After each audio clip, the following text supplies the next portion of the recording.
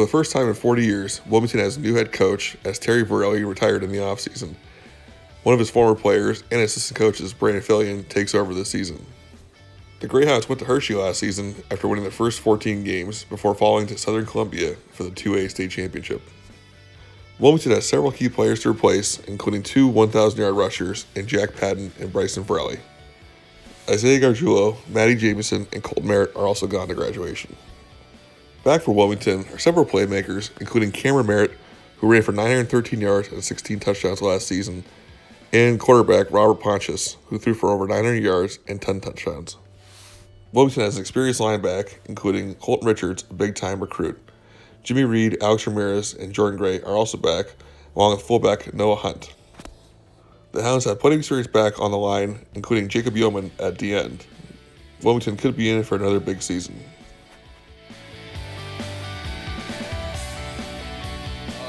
Coach Borelli was a great coach. They both coach very differently, but it's just great. It's nice having a new guy step in. He's doing a great job.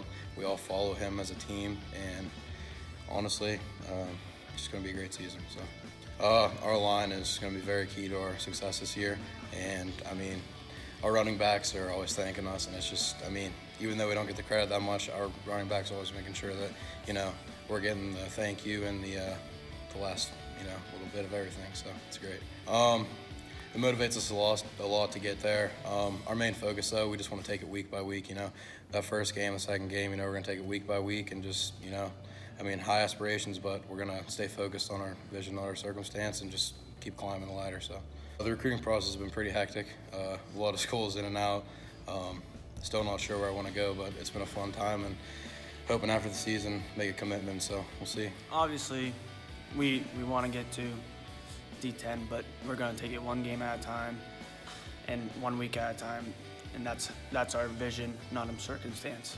Obviously, it has a great impact that he's been around us, and he's built a relationship with us before we played for him as a head coach.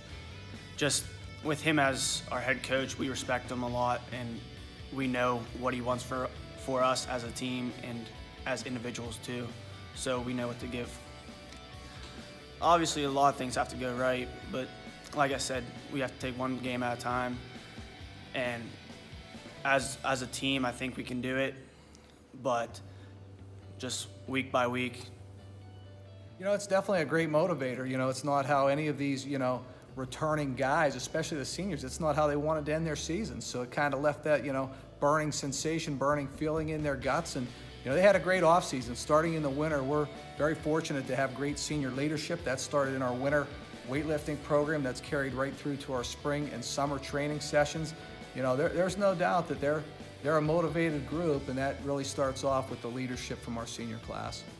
Well, first of all, as you said there, talking about the offensive line, hey, we've got, we're very well-rounded, but if you made me pick the strength of the offense, boy, it's a tough call, but I might be inclined to say that offensive line. We returned 4 out of the 5 on the interior there with Colton Richards, Jordan Gray on the left side, Alex Ramirez, Jimmy Reed on the right side. And those guys do a great job. They're physical, they're relentless, but they understand. What's probably more important is they understand the schemes, and because of that experience, they've seen the different looks defensively. They know how to block the plays, so that experience is really invaluable. And then in the backfield, of course, Cameron Merritt, returns at halfback, Robert Pontius at quarterback, and the guys that we're looking to, to fill in there, Noah Hunt at fullback, the halfback spot, looking at, a couple seniors there.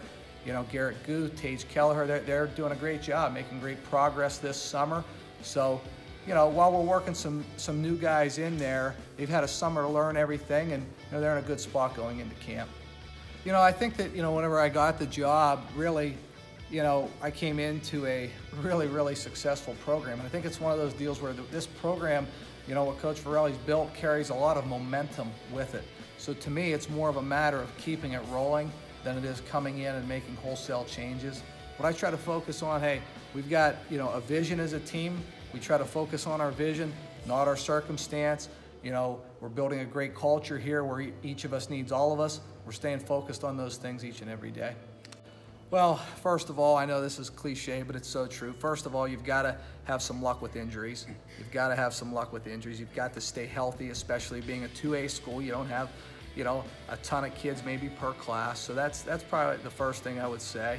And then, hey, we've got to work hard. I mean, boy, you talk about winning District 10, you've got the likes of Sharpsville there, of course, Paul Piccarelli, and the success he's had there, does a great job. We know that, we're going to get a game effort from the Blue Devils every time we play them. And Brian Herrick and the Greenville Trojans, my goodness, the District 10 game last year, they gave us everything, we could handle. They jumped out on us, and, Coach Herrick and his staff does a great job. So, our goals are, hey, we want to be competitive. We want to get better each and every week. We want to stay, humble and hungry, always have that humility about ourselves, work hard, and, hope to be competitive and, get that chance to win District 10, to compete for a District 10 title. And then, hey, anything down the road, week by week, game by game.